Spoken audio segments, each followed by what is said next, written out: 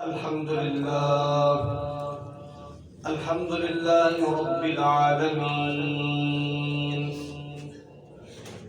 والعاقبة للمتقين والصلاة والسلام على سيد الأنبياء والمرسلين أما بعد فأعوذ بالله السميع العليم من الشيطان الرجيم بسم الله الرحمن الرحيم قال الله تبارك وتعالى في الكلام المجيد إن الذين يغضون أصواتهم عند رسول الله أولئك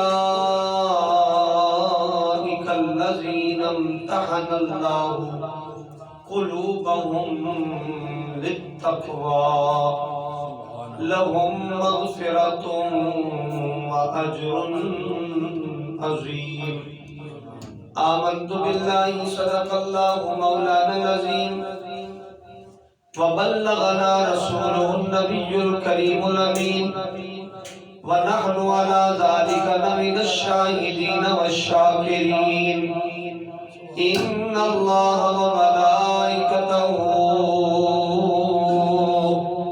يصلون على النبي يا أيها الذين آمنوا صلوا عليه وسلموا تسليما آواز بلند پڑھیے الصلاۃ والسلام علیک یا سیدی یا رسول اللہ وعلی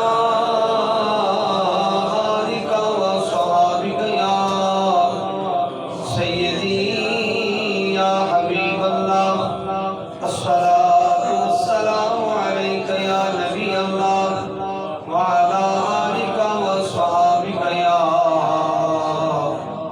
رحمۃ للعالمین۔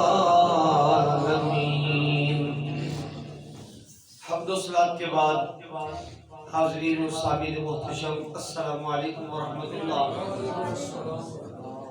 بحمدہ تعالی مالک کا فضل ہے کہ رب ذوالجلال نے ہمیں اپنے اور اپنے پیارے حبیب صلی اللہ علیہ وسلم کے پاک ذکر کی توفیق عطا فرمائی، اور آج خصوصاً ہم نے نبی پاک صلی اللہ علیہ وسلم کے پیارے غلام حضور کے پیارے صحابی یار غار مصطفیٰ یار مزار مصطفیٰ جان نثار مصطفیٰ وفادار مصطفیٰ پیارے آقا صلی اللہ علیہ وسلم کے سچے عاشق حضور کے غلام رفیق سفر ہجرت مدینہ جناب حضرت سیدنا ابو بکر صدیق رضی اللہ تعالیٰ عنہ کا بطور خاص ذکر کرنا ہے،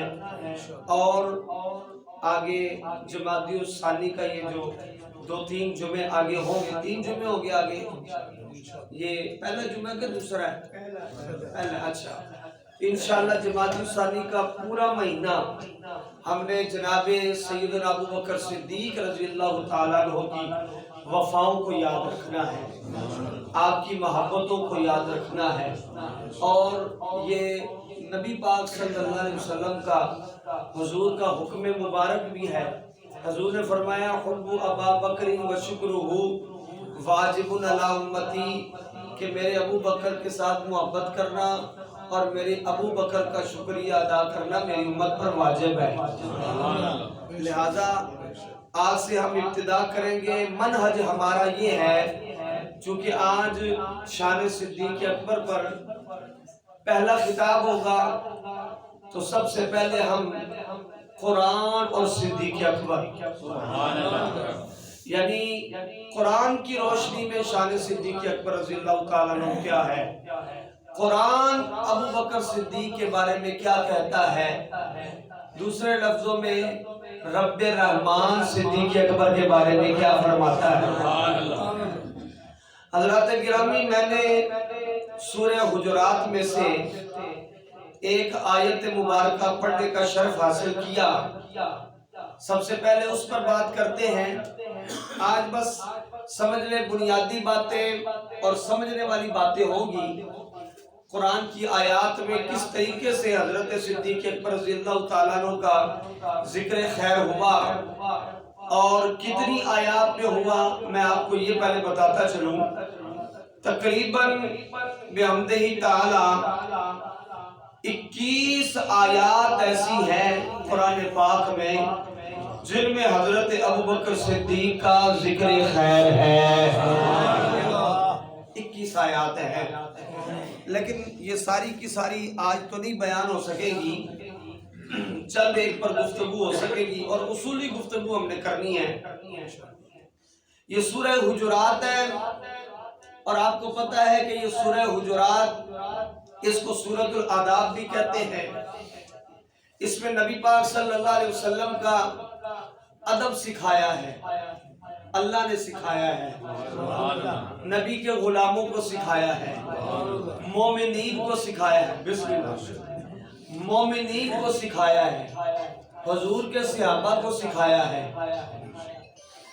پیارے آقا صلی اللہ تعالیٰ علیہ وسلم جب بات کر رہے ہوں، گفتگو فرما رہے ہوں، تب سامنے بیٹھنے والوں کا انداز کیا ہونا چاہیے؟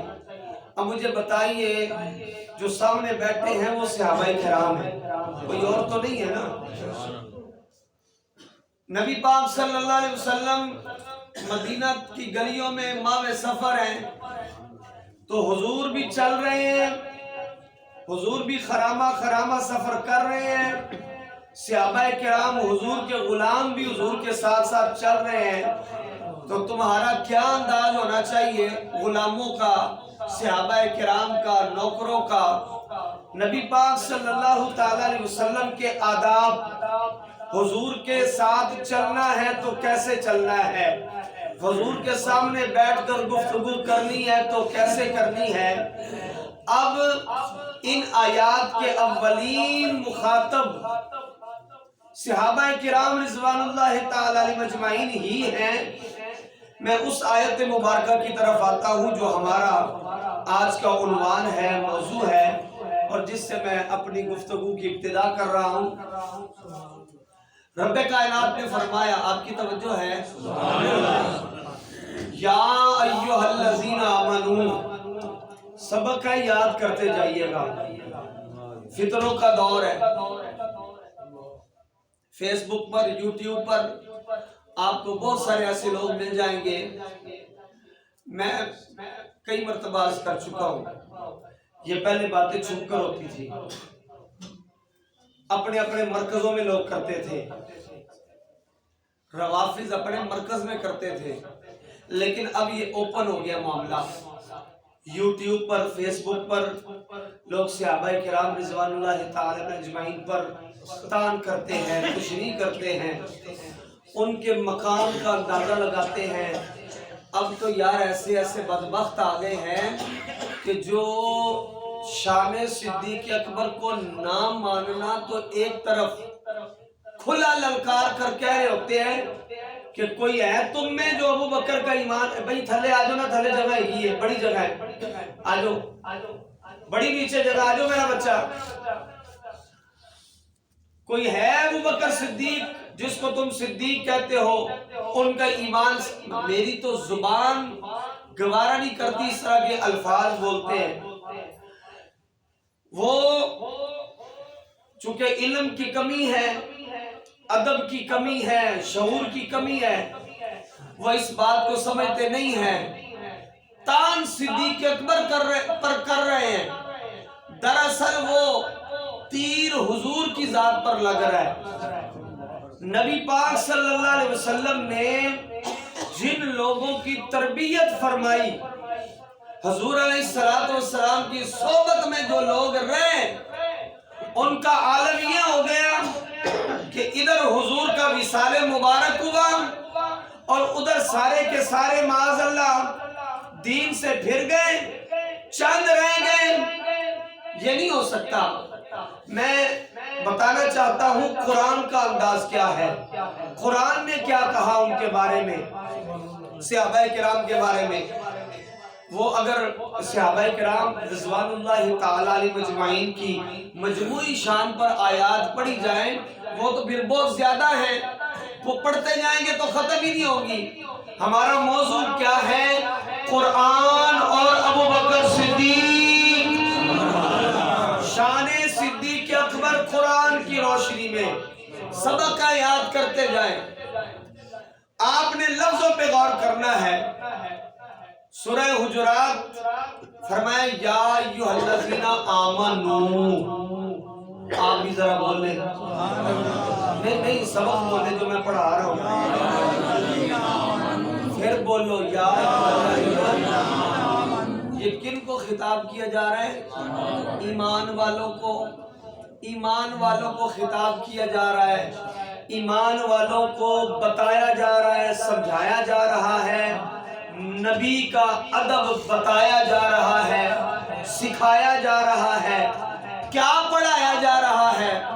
کن کو؟ ایمان والوں کو۔ یا ایھا الذین آمنوا لا ترفعوا اصواتکم فوق صوت النبی، اے ایمان والو اپنی آوازوں کو نبی صلی اللہ علیہ وسلم کی آواز سے اونچا نہ کرنا۔ خطاب کن کو کیا جا رہا ہے؟ میں چونکہ سبق پڑھا رہا ہوں بار بار پوچھوں گا تاکہ سبق یاد ہو جائے۔ خطاب کیا جا رہا ہے ایمان والوں کو، بے ایمانوں سے خطاب نہیں ہے، کافروں کو نہیں ادب حضور کا سکھایا جا رہا، صحابہ کرام کو بتایا جا رہا ہے۔ ہوا کچھ یوں، معاملہ کچھ یوں ہے۔ امام واحدی رحمت اللہ علیہ جلیل القدر امام ہیں، انہوں نے اپنی کتاب میں، جو ان کی کتاب اس کا نام ہے کتاب اسباب النزول، وہ فرماتے ہیں کہ حضرت صدیق اکبر رضی اللہ تعالیٰ عنہ اور حضرت عمر فاروق رضی اللہ تعالیٰ عنہ ان کے درمیان کوئی گفتگو ہو گئی، کسی معاملے پر بحث ہو گئی اور یہ آپس میں گفتگو کر رہے ہیں۔ تو نبی پاک صلی اللہ علیہ وسلم مسجد شریف میں بیٹھے ہیں، یہ مسجد کے باہر ہیں، گفتگو کر رہے ہیں۔ تو تکرار جب ہوا نا تو آواز اونچی ہو گئی ان دونوں کی آپس میں۔ آپ نے غور کرنا ہے میرے بچوں، آپ نے غور کرنا ہے، یہ بحث تکرار گفتگو حضور سے نہیں کر رہے، آپس میں کر رہے ہیں، آپس میں کسی بات پر الجھ گئے ہیں، تکرار ہو گیا ہے، آواز آپس میں بلند ہو رہی ہے۔ رب نے قرآن نازل کر دیا، فرمایا یا ایھا الذین آمنوا لا ترفعوا اصواتکم۔ ایمان والے کون ہیں جن سے خطاب کیا جا رہا ہے؟ ابو بکر ہیں، عمر فاروق ہیں رضی اللہ تعالی عنہم اجمعین۔ حاضرین محترم، میں آپ کی توجہ چاہوں گا، آپ کی توجہ ہے؟ مشکل ذرا گفتگو ہو جائے گی لیکن کام آ جائے گی۔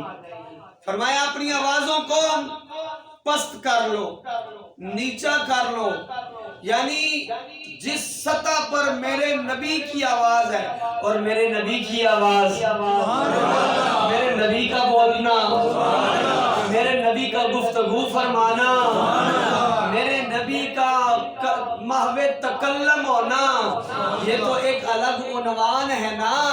حضور کا بولنا بھی معجزہ ہے، حضور کا چپ رہنا بھی معجزہ ہے، حضور کا چلنا بھی معجزہ ہے، حضور کا بیٹھنا بھی معجزہ ہے، حضور کا جاگنا بھی معجزہ ہے، حضور کا سونا بھی معجزہ۔ یہ تو الگ عنوان ہے نا۔ میں جو بات سمجھانا چاہ رہا ہوں آپ کو سمجھ آ رہی ہے؟ اب حضور صلی اللہ علیہ وسلم جب بھی نبی پاک کا نام نامی آئے درود شریف پڑھ لیا کرے صلی اللہ علیہ وسلم۔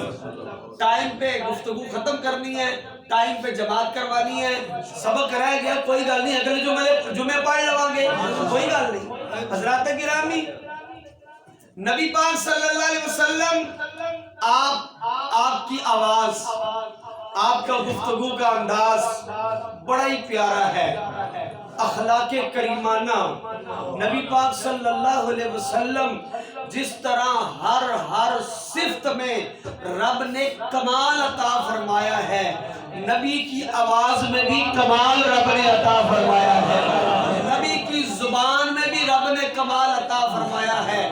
گویا نبی پاک صلی اللہ علیہ وسلم کا پورا وجود مقدس بابرکت ہے، حضور کا وجود مقدس معجزہ ہے۔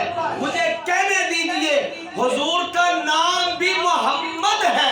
آپ بولے نہیں ہے یار، حضور کا نام بھی محمد ہے، حضور محمد ہے، حضور کا چہرہ بھی محمد ہے، حضور کا سینہ بھی محمد ہے، حضور کے دست مبارک بھی محمد ہے، حضور کا سر انور بھی محمد ہے، حضور کی آنکھ بھی محمد ہے، حضور کا ناک بھی محمد ہے، حضور کے کان بھی محمد ہے، حضور کی زبان بھی محمد ہے، محمد ہے صلی اللہ علیہ وسلم۔ محمد کسے کہتے ہیں؟ جس کی بہت بہت بہت بہت زیادہ تعریف کی جائے۔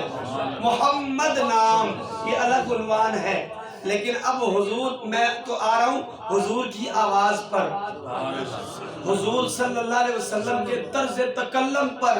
نبی پاک صلی اللہ علیہ وسلم کم گفتگو فرماتے ہیں، جملے کم ہوتے ہیں، معنی زیادہ ہوتا ہے۔ اللہ نے جوامع الکلم کا معجزہ بھی عطا فرمایا ہے، لفظ حضور گھٹ بول دے میں معنی زیادہ ہوتا ہے، تھوڑے لفظوں میں بات مکمل ہو جاتی ہے، اگلے کے دماغ میں اتر جاتی ہے۔ کمال نہیں ہے، کمال نہیں ہے۔ حضور فرماتے جاتے ہیں، اے لوگو اللہ ایک ہے، اللہ ایک ہے، سننے والے کلمہ پڑھتے جاتے ہیں۔ کتنا رب نے حضور کی زبان میں کمال عطا کیا ہے۔ آ جاتے ہیں اپنے عنوان پر۔ آواز کی سطح ہے، نبی پاک صلی اللہ علیہ وسلم زیادہ اونچا پہلے ہی بولتے نہیں ہیں۔ حضور کی آواز مبارک درمیانی ہے، نہ بہت کم ہے نہ اونچی ہے، لیکن آواز کا کمال ہے، آواز میں جمال ہے۔ جو سنتا ہے اس کے کانوں میں رس گھل جاتا ہے۔ نبی بولتے ہیں تو گلاب کے پھول اب آپ کے چہرے سے، زبان سے جھڑتے ہیں۔ آپ صلی اللہ علیہ وسلم کی آواز کا یہ کمال ہے، لاؤڈ سپیکر اور اس طرح کی چیزوں کے بغیر خطبہ حجت الوداع 1.25 لاکھ یا 1.25 لاکھ سے کچھ زیادہ صحابہ کرام خانہ کعبہ اور حرم اور مکہ میں ہیں۔ حضور خطاب کر رہے ہیں، جیسی آواز پہلے صحابی کو جا رہی ہے ویسی آواز آخری صحابی بھی سن رہا ہے۔ یہ حضور کی آواز کا کمال ہے۔ تو نبی پاک صلی اللہ علیہ وسلم کا ادب سکھایا گیا کہ اپنی آوازوں کو پست کر لو، اونچا نہ کرو۔ جب یہ آیت نازل ہوئی، جبریل آیت لے کر آئے، بولیے نا ذرا، آئے، حضور کو سنائی۔ اب حضور نے کن کو سنائی؟ جو آپس میں گفتگو پہلے ہی کر رہے تھے۔ کون؟ ابو بکر و عمر رضی اللہ تعالی عنہم اجمعین۔ اللہ اکبر۔ اب میں ماشاءاللہ، اب قربان جائے، اب جملہ سنیے گا۔ امام واحدی رحمت اللہ علیہ اسباب النزول میں لکھتے ہیں کہ جب رب کائنات نے حکم دے دیا، ویسے تو یہ حکم آیا خصوصاً ان دونوں صاحبان کے لیے جو حضور کے پیارے غلام ہیں، قریب رہتے ہیں۔ میں پھر بتا رہا ہوں، گفتگو حضور سے نہیں کر رہے، آپ کے سامنے آواز کو بلند نہیں کر رہے، یعنی حضور کی مجلس میں بیٹھے ہیں تو اونچی اونچی بول رہے ہیں، حضور کے سامنے بیٹھے ہیں تو اونچی اونچی گلاں کر دے پہ نہیں، حضور گل دسو، حضور گل دسو۔ لوگ جب بتاتے ہیں تو اس صورتحال میں بتاتے ہیں، اصل صورتحال نہیں بتاتے، اصل صورتحال اور ہے، معاملہ برعکس ہے۔ جب نبی نے بلایا، قرآن سنایا، یا ایھا الذین آمنوا لا ترفعوا اصواتکم فوق صوت النبی ولا تجہروا لہ بالقول کجہر بعضکم لبعض ان تحبط اعمالکم وانتم لا تشعرون۔ میرے نبی نے دونوں پیاروں کو بلایا، رب کا فرمان سنایا۔ جب رب کا فرمان سنایا، یہ فرمان خاص ان کے لیے نازل ہوا، لیکن سب صحابہ کرام کو ادب سکھایا جا رہا ہے۔ رک کر میں عرض کرتا ہوں، ایک صحابی جن کا نام ثابت بن قیس بن شماس رضی اللہ تعالی عنہ ہے، ان کی آواز پہلے ہی قدرے اونچی ہے، پہلے ہی اونچا بولتے ہیں، یعنی یہ قدرتی طور پر ان کا گلا بلند ہے۔ یہ گھر میں چھپ کے بیٹھ جاتے ہیں کہ نبی کی بارگاہ میں جاؤں گا، آواز بلند ہو جائے گی، اعمال ضبط ہو جائیں گے، جہنمی ہو جاؤں گا۔ گھر جا کے بیٹھ جاتے ہیں، باہر نکلتے نہیں ہیں۔ ایک دن گزرا، 2 دن گزرے، چند دن گزرے، میرے نبی نے فرمایا میرا غلام ثابت بن قیس نظر نہیں آ رہا۔ عرض کیا آقا جب سے یہ آیت نازل ہوئی ہے وہ گھر میں بیٹھ گئے ہیں۔ فرمایا اس کو جا کر بشارت دے دو، رب نے تجھے جنتی بنا دیا۔ اللہ اکبر، 3 بشارتیں، ایک نہیں، حضور کا ادب کیا، 3 بشارتیں۔ فرمایا رب نے تجھ سے جنت کا وعدہ بھی کر لیا ہے، سونی زندگی گزارے گا، شہادت کی موت نصیب ہوگی۔ حضرات محترم، جب نبی پاک صلی اللہ علیہ وسلم نے بلا لیا، ابو بکر عمر رضی اللہ تعالی عنہم کو یہ آیت مبارکہ سنا دی، تو آگے سے امام مہدی رحمت اللہ علیہ، اب میرا عنوان شروع ہو رہا ہے۔ حضرت ابو بکر صدیق رضی اللہ تعالیٰ عنہ نے کیا پتہ کیا کہا، چونکہ وہ آپس میں گفتگو کر رہے تھے، اس سے پہلے ایسا معاملہ ڈسکس ہی نہیں ہوا، یہ ادب سکھایا ہی نہیں گیا، اس طرح کا معاملہ پہلے ہوا ہی نہیں، آج ہوا، رب نے قرآن اتار دیا۔ اب ابو بکر صدیق اب میں آپ کی توجہ چاہوں گا، ذرا سبحان اللہ کے امام مہدی رحمت اللہ علیہ نقل کرتے ہیں، جناب صدیق اکبر آئے رضی اللہ تعالیٰ عنہ، ہاتھ باندھ کے عرض کرتے ہیں، پتہ کیا کہتے ہیں؟ تَعَلَّى أَبُو بَكْرٍ أَلَّا يُكَلِّمَ رَسُولَ اللَّهِ صَلَّى اللَّهُ عَلَيْهِ وَسَلَّمَ إِلَّا كَأَخِي الصِّرَاطِ۔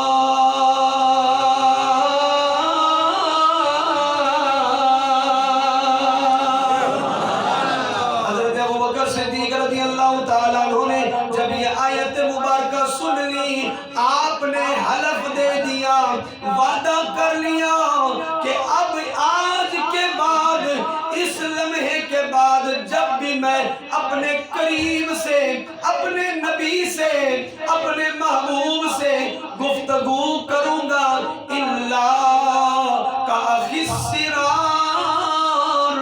اس طرح گفتگو کروں گا جیسے کوئی رازدار اپنے رازدار کے ساتھ سرگوشی کے ساتھ بات کرتا ہے۔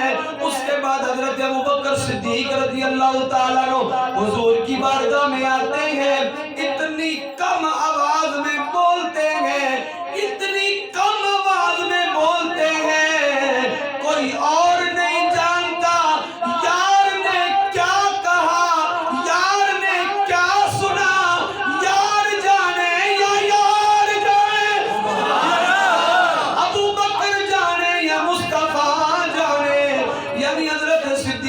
رضی اللہ تعالیٰ عنہ نے اپنی آواز کو اتنا کم کر لیا، اتنا پست کر لیا کہ سرگوشی کرتے ہیں، قریب آ کر ہاتھ باندھ کر عرض کرتے ہیں، بالکل اس طرح بولتے ہیں جیسے کوئی راز کی بات کی جاتی ہے، راز کی بات کی جاتی ہے۔ اب یہ ابو بکر کا جملہ ہے، ابو بکر کا عمل ہے، بولیے ابو بکر کا عمل ہے، عمل مبارک ہے۔ رب کائنات نے پہلے ادب کے طور پر ادب سکھانے کے لیے آیت کو نازل فرمایا۔ شاہی صاحب کی توجہ ہے، ادب سکھانے کے لیے رب کائنات نے قرآن کی آیت کو نازل فرمایا۔ اب ابو بکر کا عمل جب سامنے آیا، ابو بکر رضی اللہ تعالیٰ عنہ کا عمل کیا سامنے آیا؟ فرمایا میں قسم کھاتا ہوں آج کے بعد، اس لمحے کے بعد حضور سے کوئی بات کروں گا، سرگوشی کے انداز میں کروں گا، رازداری کے انداز میں کروں گا، اس طرح کروں گا جیسے کوئی راز بتایا جا رہا ہے، راز بتایا جا رہا ہے۔ میرے رب کائنات کو یہ ادا اتنی پیاری لگی ہے، اتنی پسند آئی ہے، فرمایا جبریل سدرہ کی بلندیاں چھوڑ مدینے جا، مصطفیٰ کے پاس جا، عرض کی مولا کیا کروں؟ فرمایا پھر قرآن لے جا، پھر آیت لے جا۔ عرض کی مولا پہلے تو ادب سکھانے کے لیے آیت لے گیا، اب کیا؟ فرمایا اب لے جا، سنیے گے آپ اللہ اکبر و کبیرہ، فرمایا جو میرے محبوب کی آوازوں سے اپنی آواز کو کم کر لیتے ہیں، اولئک الذین امتحن اللہ قلوبہم للتقوی لہم مغفرۃ واجر عظیم۔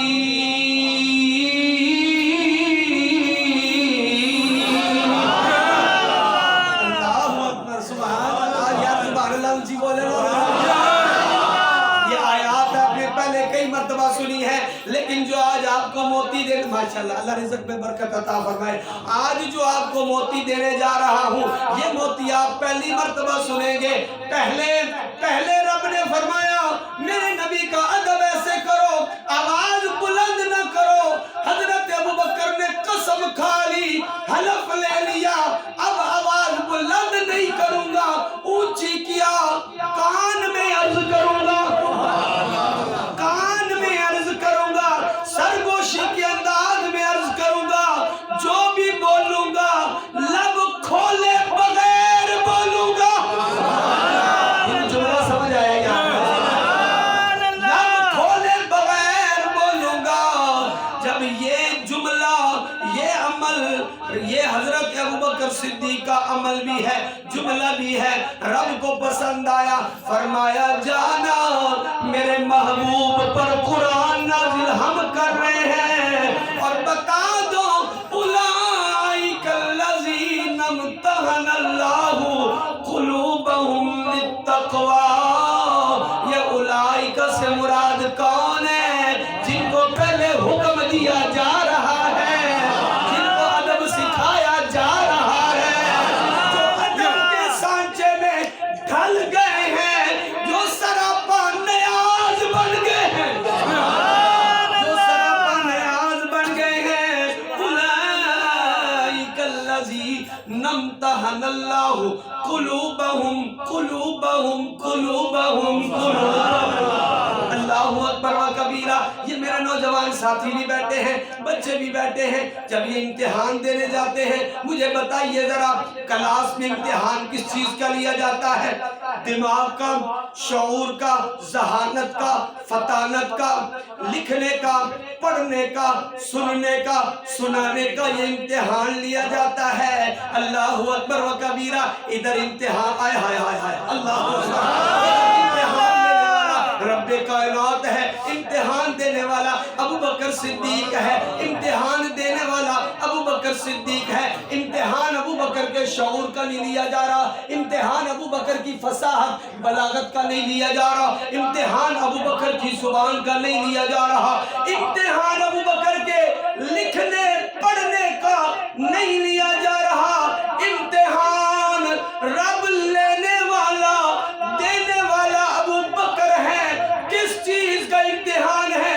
قلوبہم قلوبہم قلوبہم.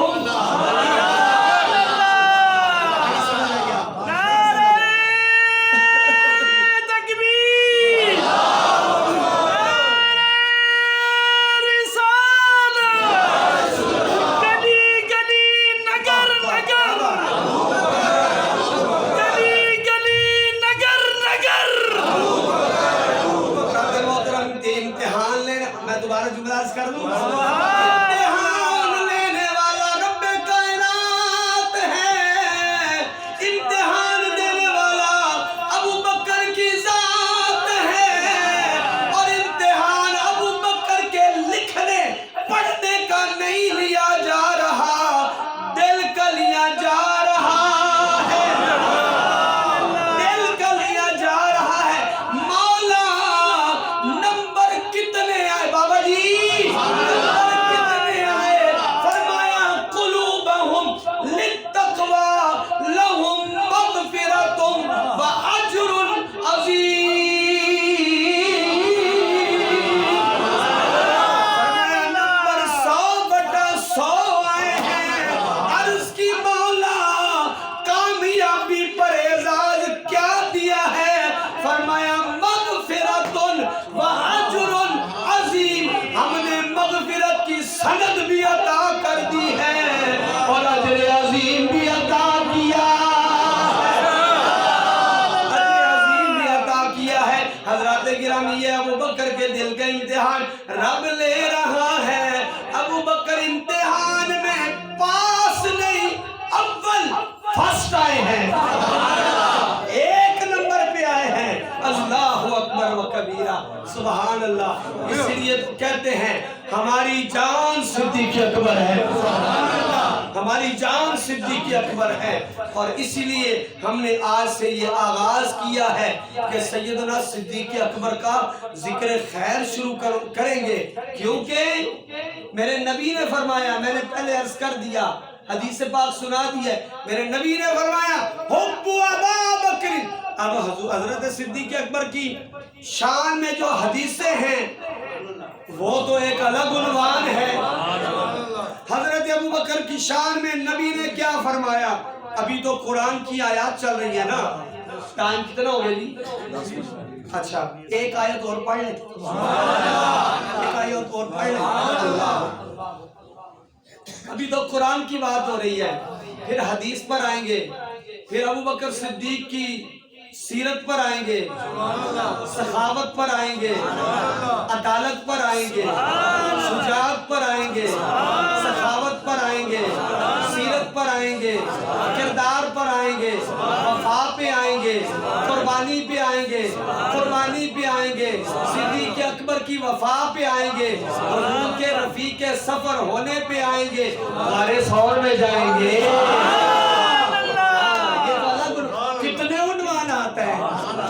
ہاں غار ثور میں جائیں گے. پھر حضرت صدیق اکبر مدینے میں پہنچے ہیں, فنائیت کا عالم کیا ہے, وہ رنگ رب کے رسول نے کیا عطا کیا, وہ الگ عنوان ہے. حضرات گرامی میں جلدی سے اگلی آیت پڑھ کر اپنا خطاب مکمل کرتا ہوں. آپ کی توجہ چاہوں گا, ایک دفعہ سبحان اللہ کی آواز بلند کر دیجیے. اللہ اکبر و کبیرہ. سورہ زمر آیت نمبر 33 مشہور آیت ہے. میں وہ ثانیہ سنینی اذ ہما فی الغار آج نہیں پڑھوں گا, وہ شاید اگلے سے اگلا جمعہ ہو, جو ہو سکتا ہے اگلے جمعے پڑھ لیں. یہ آج پڑھتے ہیں, اس پر تھوڑا سا کلام کرتے ہیں. والذی جاء بالصدق وصدق به اولئک هم المتقون. رب کائنات ارشاد فرمایا, آئے ذرا سبحان اللہ. والذی جاء بالصدق, اللہ کی طرف سے صدق آیا, سچائی آئی, سچا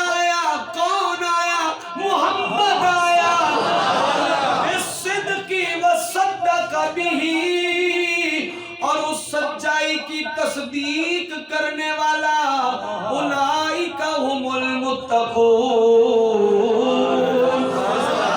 یہ متقی ہیں، اللہ سے ڈرنے والے ہیں۔ بس اس آیت کی تفسیر میں امام تفسیر کبیر میں حضرت امام فخر الدین رازی رحمۃ اللہ علیہ ایک جملہ نقل کرتے ہیں، اور وہ جملہ اپنا نہیں ہے، وہ جملہ کسی محدث کا نہیں ہے، مولوی کا نہیں ہے، پیر کا نہیں ہے، راوی کا نہیں ہے، وہ جملہ میرے تیرے پیر علی کا۔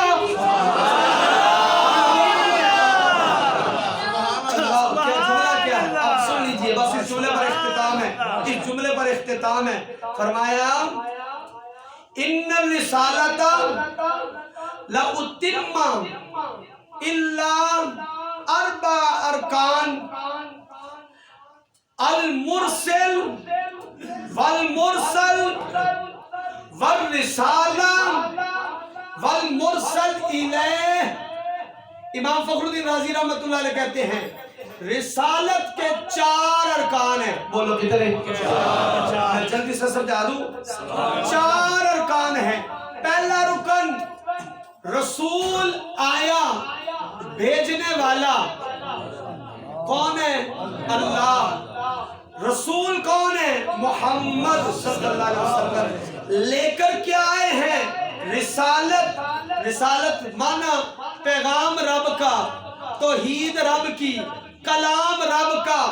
والمرسل الیہ، والمرسل الیہ، اور کسی کی طرف لے کر آیا نا، کسی کی طرف۔ دوبارہ پڑھ لیں، بھیجنے والا آیا محمد رسول بن کر، کیا لے کے آیا؟ رسالت، قرآن، اللہ کا کلام، اللہ کا ایک ہونا بتانا، یہ رسالت ہے۔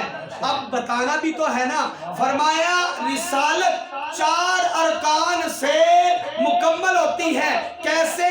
بھیجنے والا، آنے والا، پیغام لینے والا۔ فرمایا جب حضور نے پیغام دیا میں اللہ کا نبی ہوں، ابو بکر نے کہا میں تصدیق کرتا ہوں، رسالت کے 4 رکن